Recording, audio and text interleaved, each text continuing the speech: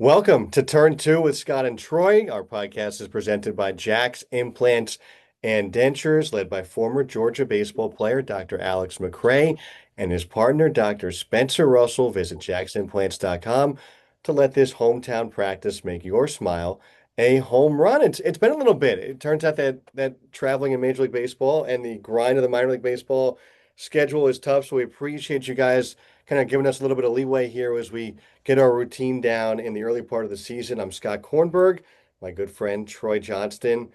Troy, I wanted to maybe start here. Actually, I want to start with two things before we get into what we're actually going to talk about today, which is call-ups.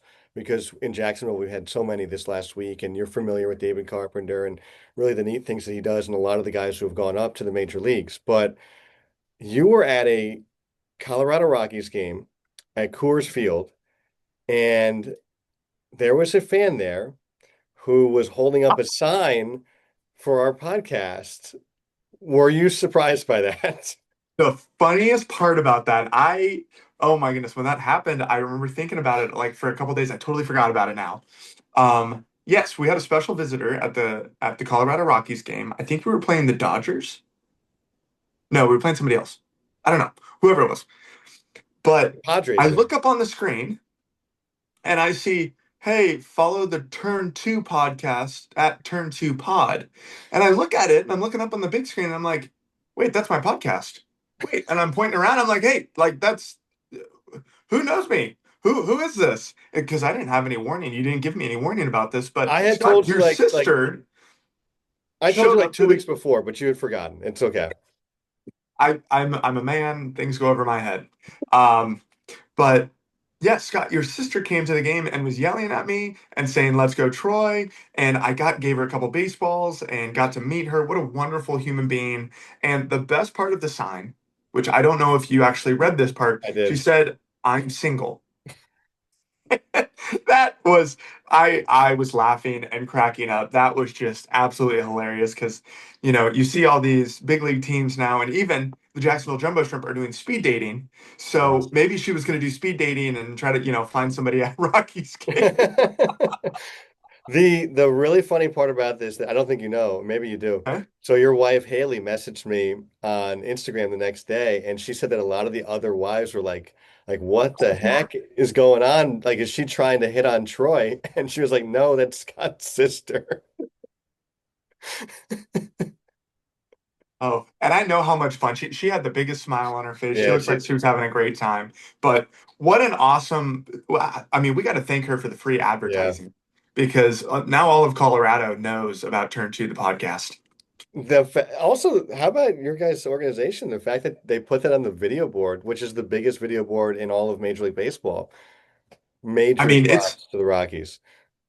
they do a good job, and it's just like anywhere you go where if people have signs, I feel like you got to put in a lot of work to have a sign. Like it's kind of great to put on the screen instead of just having people. You got so many people at a game that are just sitting there on their phone, or they're just Yeah. talking, or they're standing in line, or doing something. I mean, you got a fan with a sign that cheering on the hometown team and supporting the Turn Two podcast.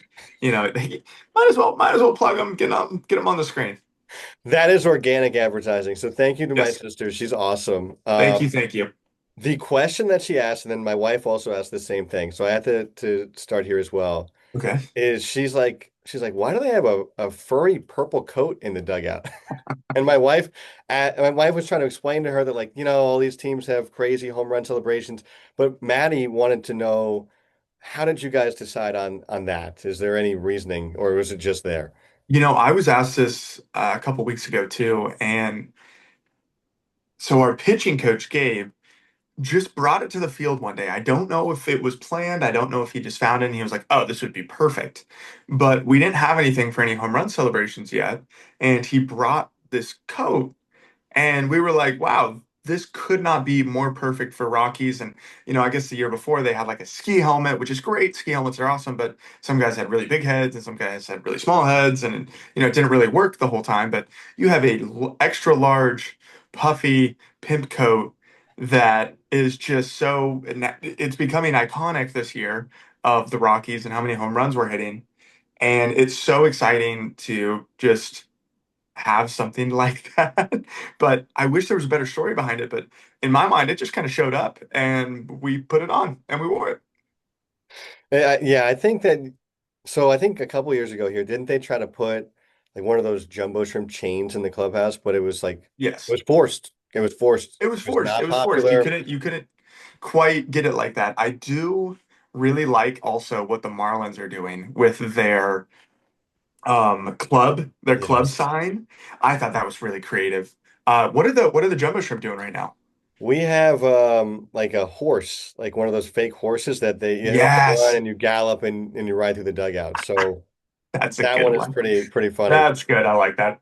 Yeah, I don't know. Some of them are like what? Yeah, But there are teams that do it really well. I think the pimp code is near the top of Major League Baseball this year that I've seen.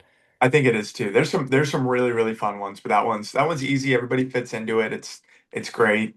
Um, maybe the horse. I don't know if anybody really knows this, but maybe the horse is like a you know a thought to where we lived back in the day in 2024 when we lived way out by the equestrian center out towards like Lake City. And so we pass it every day. And so maybe, the guys that are still playing on the team, I don't think any of them were here in 24, but It's a maybe, nod that was a, to their yeah, ancestors, the Jumbo Shrimp that ancestors. was a nod to the ancestors when we had to pass the equestrian center.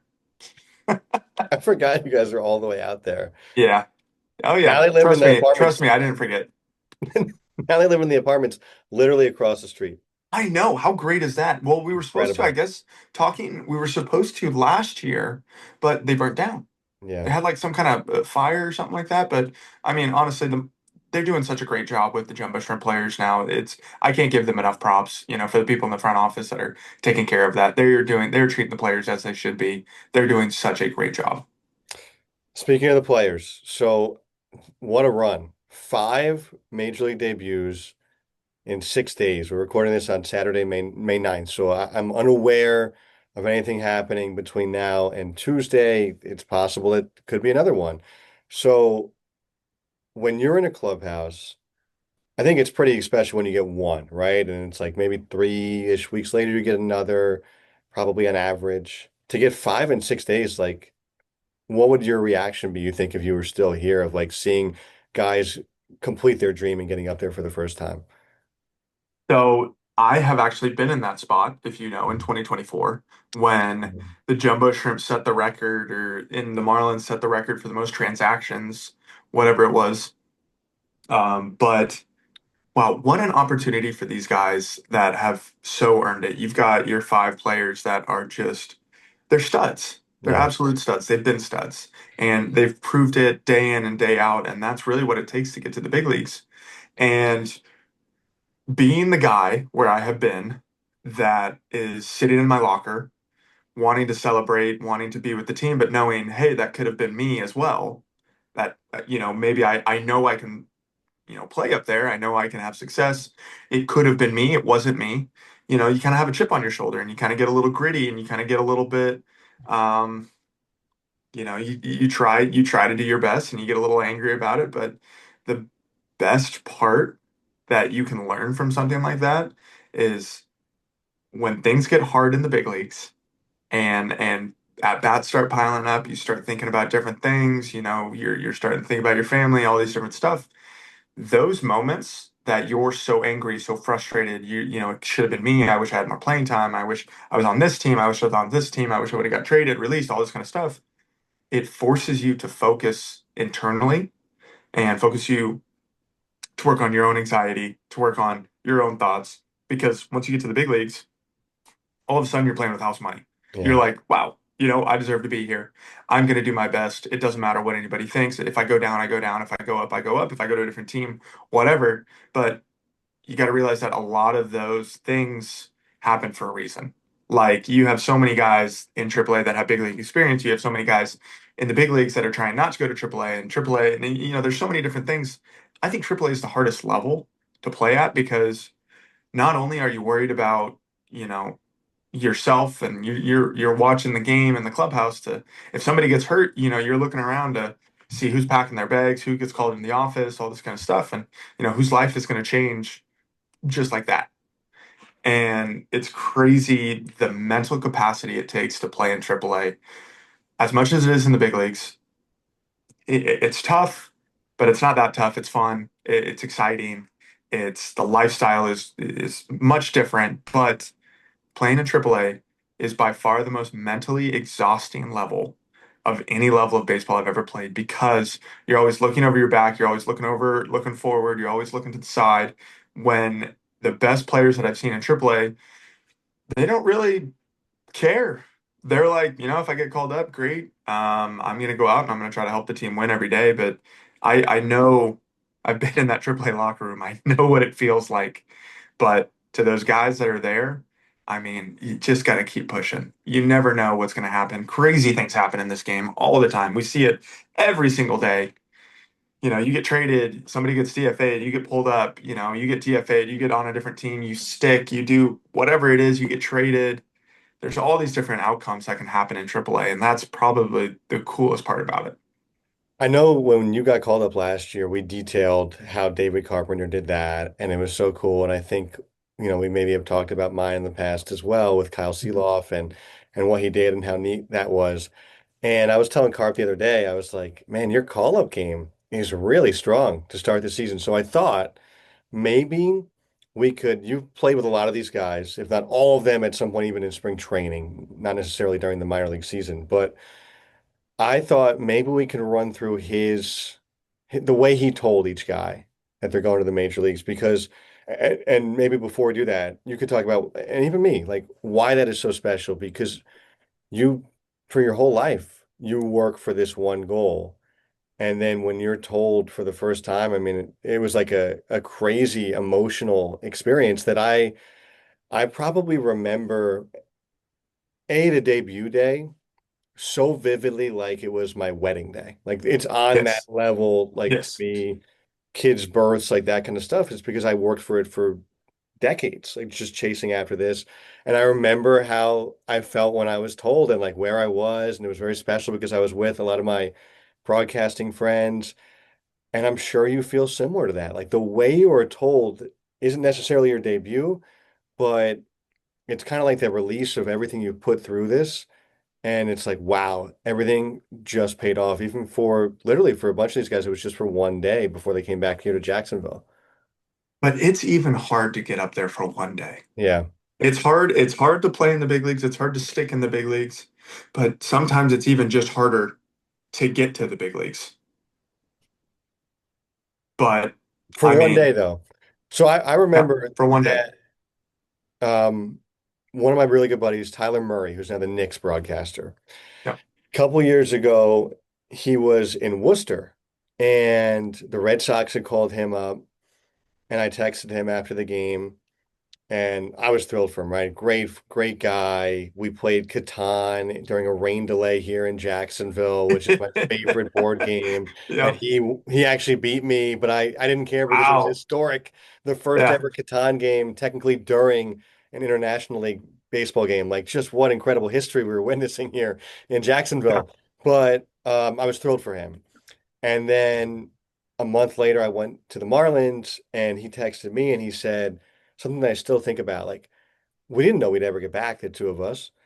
And he said, all that stuff that you dealt with, because in the minor leagues, it's hard, right? The money is not always great. The jobs you have to do in our shoes, your broadcasting is like the eighth thing on the list Mhm. throughout the day. For you, Troy, it's completely different because of the things you were detailing earlier, where it's like this is a really hard level mentally. And so he said, even for one day, isn't all that stuff you put up with entirely worth it? And I was like, absolutely. And he felt the same way. That's what we're talking about. For one day, let alone like what you've gone on to do this year with the Rockies, it's one day, it's I thought entirely worth it. And then it's like, man, what do I have to do to get back? But I did feel like for one day it was going to be incredible. Yeah. And I know every one of those guys of those Jumbo Shrimp that have been called up this year, they know that they finally know that feeling, whether they were feeling it themselves, whether it was a surprise, whatever it was, this game and life, they have a weird way of working out. They have a weird way of like showing you, giving you a taste of what you need so that you can go back and you can work harder and you can be a better person and you can be a better baseball player. You can be a better father, a better husband, whatever it is. But man, it's got a weird way of the timing of it all. Yeah. Life has a funny way of putting you where you're supposed to be when you're supposed to be there. I Yes. entirely believe that. Yes. Timing is never off. Timing is never, ever off. So the first call up this week, we did have Davies and De Los Santos and Matt Bouchard debut in late March, and congratulations to those two guys. First two Jumbo Shrimp alumni to debut in 2026. But Saturday night in Durham, Josh Ekness gets called into David Carpenter's office, and from what I understand, he had some paperwork he needed to fill out. So they call him in to sign a bunch of things for, I don't know, passports, who knows. And in the last sheet, it says, "Congrats, you're going to be a big leaguer." And that's how he found out he's going to the major leagues. How Oh, that is amazing. that's so Amazing by Carp. creative. Hmm. Oh my goodness, that's creative. Way to go, Carp. Yeah. That is so unbelievably creative. Wow. Wow. I didn't know that. I didn't know that story. Yeah. That gave me chills. I'm telling you, we're going to go through all these. They're all really good. So that is the first one. He's feeling it right now. Yeah. Josh Ekness, I thought was really cool because he got here for the first time last year, and at the end of the season, and I think was maybe dealing with something, injury wise, but did not pitch very well. And, he comes back this year and you're like, whoa, the stuff is electric. I think he's a very cool guy because we were in the airport, I believe in Norfolk or something, and or we're connected in Charlotte, and there is a Lego store in the Charlotte airport. And he was telling me that he loves Legos. So we were talking about doing Star Wars Legos and all sorts of things. And so I was just really pumped because that, like that's the beginning of the run. We didn't know about anything. And that was an awesome way of starting it. And again, a guy who kind of like a redemption thing, like pretty late draft pick, not that dissimilar to you, and came here and did not do well, not that dissimilar to you, and then came back here and was great. And he got that call, and I thought that was awesome. So he's still there. He's made 3 or 4 appearances right now. Pitched Well, I'm well. so happy for him. I've only really the only time it was funny because I put together a, golf tournament in spring training, and actually he was in my group. It was me, Dax Fulton, Monteverde, and Ekness. And let me tell you, I'm really glad Ekness is a baseball player and not a golfer because watching Monteverde be in the fairway 350 yards down the middle, and then Ekness is like 20 yards in the weeds right off the tee box, it kind of slowed our game down a little bit, but I'm so happy for him. And what an awesome Carp is he's so creative. What a guy. Yeah. But that's a great way to call somebody out. A side note, we had this like visit Jacksonville kind of th day yesterday where they were kind of touring the ballpark and wanted to present like why this is a great place to watch a baseball game to people who are coming to Northeast Florida. And one of the players that they got to talk to is Patrick Monteverde, and they asked him, what do you love about Jacksonville? And so he said, like, Scott, what do you love about Jacksonville? And I was like, well, I love the beaches, but I was like, don't you love golfing? He's like, oh yeah, I golfed TPC Sawgrass the other week. So I should probably say that. Yeah, you went to TPC. You should probably say that you love golf. That's incredible. So I've heard he's amazing. Yeah. He's no, he is a very good golfer and he's fun to play with. That's the best part. We have a famous video that I can't believe he got it on video, but we were playing Tobacco Road with Lau, and it was me, Seth Martinez, Tyler, and Monty. And if you've ever played Tobacco, there's so many bunkers all over the place, and it was built in like this mine, whatever it was. And I was like, you know, Monteverde is right about to tee off, and we're playing this par three. And I go, man, there's a lot of bunkers on this. And he steps off the ball and goes, why would you say that? Why? Why would you? I'm gonna hit it right in the bunker now. I'm thinking about it. Like, why would I say? And I'm like, dude, I'm so sorry. I was just talking. I didn't even say anything. He proceeds to hit it short right into the bunker. And he goes, screw you, whatever it is. I get up, I'm next, and he's videoing, talking to my backswing, yelling, "Oh, you're gonna shank it, you're gonna hit it in the bunker." Scott, I almost had a hole in one. I almost put it in the hole. Serves him right. And his jaw just dropped. It's one of my favorite stories with him. And you have video proof that it And happened. I have video proof. Oh yeah, and he's yelling at me. But what a guy. He had a cool call-up story too. But let's move on. Let's move on to the next All one. right. Who was the next call-up? So Saturday night, Ekness Okay. makes his debut Sunday. Sunday, Jumbo Shrimp win for the third game in a row. We take the series in Durham. Everyone's kind of getting on the bus to go back home. It's been a 2-week road trip. Carpenter comes on in the buses, yells at everyone to get back in the clubhouse in like kind of a really serious way. Everyone goes back in the clubhouse and he starts essentially pretending to yell at them for something before saying, you know what? Joe Mack is going to the big leagues and like he did it in front of everybody. And that's how Joe Mack found out he was going to the show. And that was so cool because it's like we're riding high, 3 straight wins. We're going home for the first time in forever, it feels like. And let's be honest, like one of the leaders of this club who is an awesome guy and I think connects with every single part of a team, like whether you're the trainer or the broadcaster or a guy from Venezuela or whatever it is. I thought this is my impression. Joe does a great job of connecting with everybody. So to do it in front of the team, another great job by Carp. Yeah. I mean, 10 out of 10, Carp. You creative, 2 for 2 here. Mhm. 2 for 2, 10 out of 10, whatever you want to call it. But yeah, Joe is an unbelievable human being. I actually have a funny story about that too. So last year we were taking a bus trip. I don't know where we were going. Maybe we were taking a flight, and he gets on the flight and he doesn't have any luggage. He just has like this duffel bag, like maybe it's the Marlins bag. I don't remember what it was, but I was like, Joe, where's your suitcase? And he goes, well, I don't have a suitcase. I'm like, where are all your clothes? What do you mean? Where's all your stuff? And he goes, oh, it's right here in my bag. And I go, so Joe Mack, when they call you up to the big leagues and you have to pack up your stuff and you have to pack up your car and you're going to the airport, you don't have a suitcase that looks professional when you're going up to the big leagues. And he goes, oh man, I didn't think about it that way.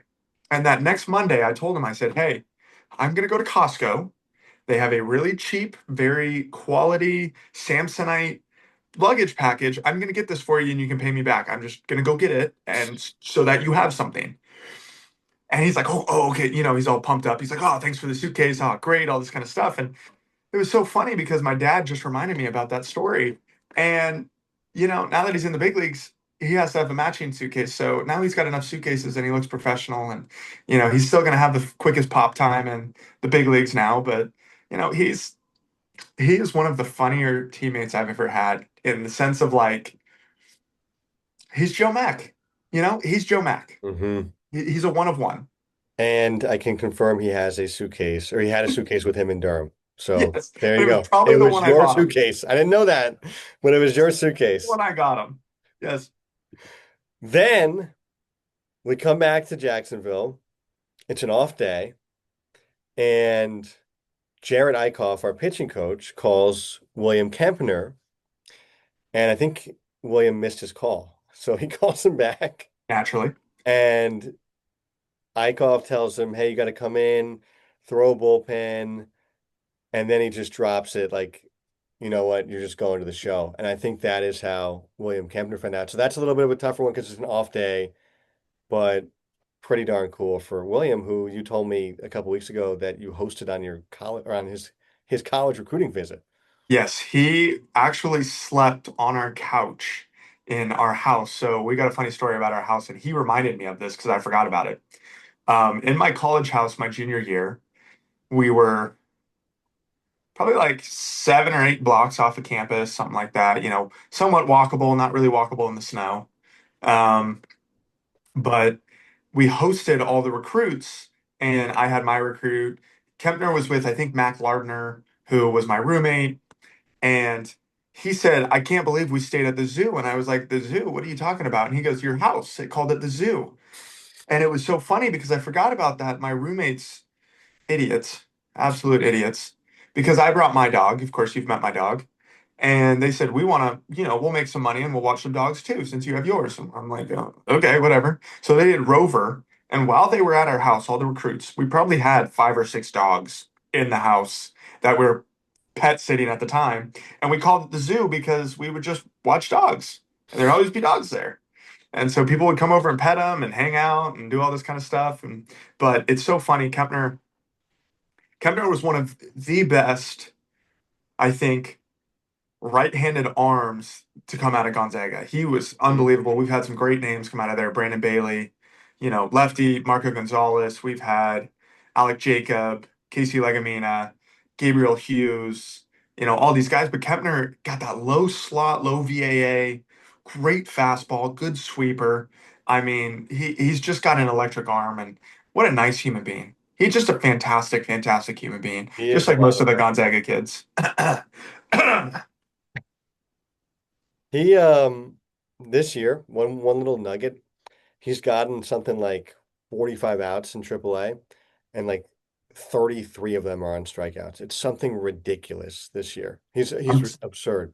I'm telling you that VAA. So we're talking about that because, of course, in Coors, vertical attack angle plays a little bit different than let's say in Miami, because sea level versus up in the mountains. At sea level, that man, the way that his ball goes, it's like just riding the whole time, and it looks like it's going to come down and you're going to barrel it, and then you're missing it by right under it because Yeah. it's just staying up. And wow, what a just he's a tough at bat. We'll put it that way. But Yeah. I hope I don't have to face him this year. But if I do, I'll do my best, and hopefully he hits me. So then Tuesday, Jumbo Shrimp have a regular game, but on Wednesday it was one of those day games in the minor leagues, which is, as you know, it starts at 12:05 or Love those 11:05. Thankfully, favorite. Wednesday was 11 or was 12. And so Dax Fulton was going to start that day. And so they sent him home early to get ready for Wednesday's start. But Dax rooms with a former Rocky, Bradley Blaylock, who pitches here in Jacksonville now. And I guess he was still awake. Game ends. Blaylock tells Dax, hey, why don't you come out to the living room for some cake? Because we had a lot of birthdays this week. It was Jacob Berry's birthday and it was Zach McCambly's birthday. So we had so much cake in the clubhouse. And so Dax comes out of his room, sitting on his couch, David Carpenter, Jared Eichhoff, and Tyler Lowe, our trainer. And that's when they told him he's going to the big leagues. What in the team housing to tell? That is next Oh, level. That's next that's level. all time. That's Hmm. all time. Oh, Carp, you are outdoing yourself. That Hmm. is fantastic. That's next level. So That I is so next level. mhm. That is Wow. playing on two birthdays. We know we have cake. I don't even know if they actually had cake. I have no idea. I got to figure that out. We'll have to get some more information on that. Yeah, that one I'll have to do some investigative reporting on it. Um, he called his wife first, then his sister, who was at the Oklahoma City Thunder game, the playoff game against the Playoff game, yeah. Lakers, and she started crying at the game, and people thought something was wrong, and so they were like, "Oh my God, is everything okay?" Like at in the stands of the playoff game, and she said, "No, my brother got called up to the big leagues." That is such a sweet story. That's awesome. Well, and Dax is such a good human being. Yeah, Even when I first met him, oh man, was he a 2020 draft? 21? Something like that? 2020, I believe. 2020? Yeah, so we kind of got drafted together. We played together in low A, played together in high A, played together in double A. We played together all the time, and what a mature human being. Yeah. What for his age, what a mature human being. How well he takes care of himself and takes care of his business. It's just awesome, and I could not be happier for. I wish I had more of a funny story for about him, but I don't. I'll have So to I'll have to get some more time. I do have kind of a funny story about Okay. like when you're telling people, "Hey, I'm going to the major leagues." So when I found out I was in Winston-Salem, one of my great friend, Brian Bush, Michigan basketball national champion, Brian Bush. That sounds awesome to say. Wow. He's their broadcaster. I'm so thrilled for him. And nobody has done more for me in my career than him. He's just a dear friend and an incredible human being. So I'm at his wedding. The next day they had like some sort of get together for everybody at the house, and that's when Kyle had told me. So my parents were watching our kids down in Jacksonville. So my wife was like, "You don't tell them on the phone because we were calling all these people on our drive. Let's tell them in person." And so we get back to Jacksonville. Kids are crazy. It's, Sunday night. We got to put them to bed soon. They're obviously tired. And we asked my parents, like, hey, what are you doing on the weekend of May 18th? And they're like clearly exhausted, do not want to think about kids. And they're like, oh, we just watched them.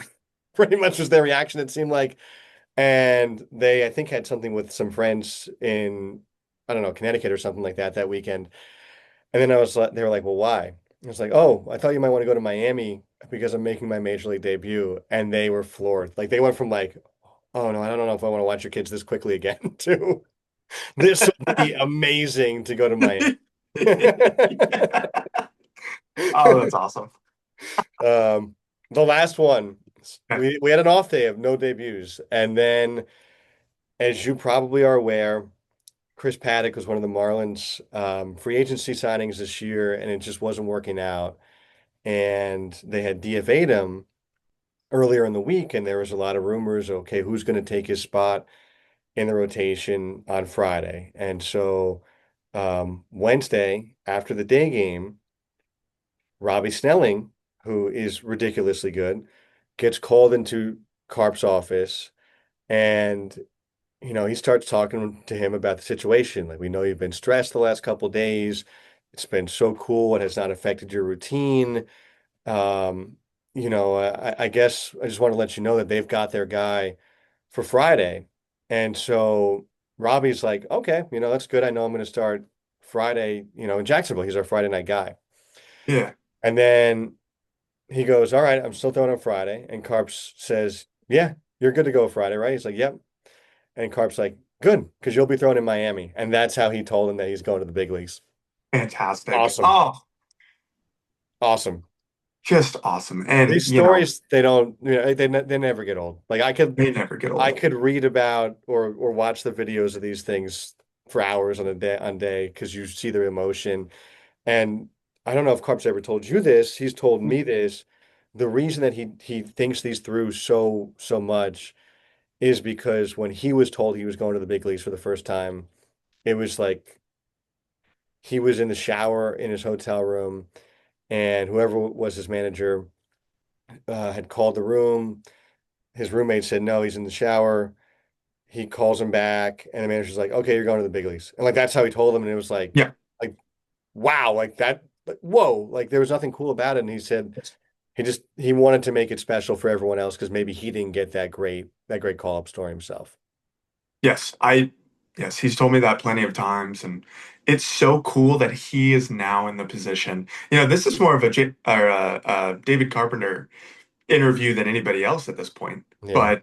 but he truly gets it. He truly understands his role and how cool it is, and what an honor it is to be in that position to be able to tell people that you now have reached your goal and are going to live your dream, whether it's for a day, a night, 10 years, 15 years, whatever it is, you've done it. And what a cool position he's in to do that. And Yeah. the way he's taken initiative to go out of his way and think of these creative ways. I wonder if he's got we're going to have to ask him one of these days, but like, I wonder if he has like a notebook, like, like singers, they jot down ideas, or like Yeah. hitters, maybe he's got a notebook of ways to call people up, and he's keeping tabs on certain guys, all this kind of stuff. But man, he gets it. He gets it, and he's unbelievable at what he does. And I think really, to your point, the way that he got called up influences it so much.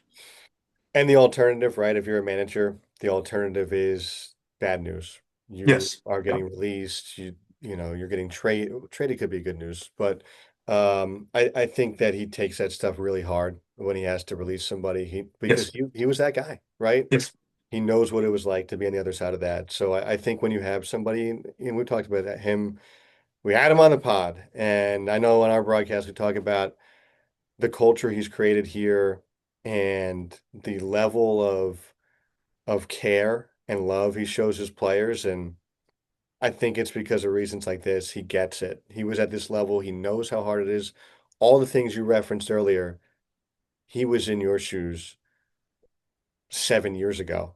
And um, I don't know. That to me is one of the best parts of getting of this season is to get to see those reactions and the emotions that come along with it. And I know I'm not important, but I see how hard all you guys work, and I think it's so cool when it finally pays off. So I can't wait for more this year. Yeah, me too.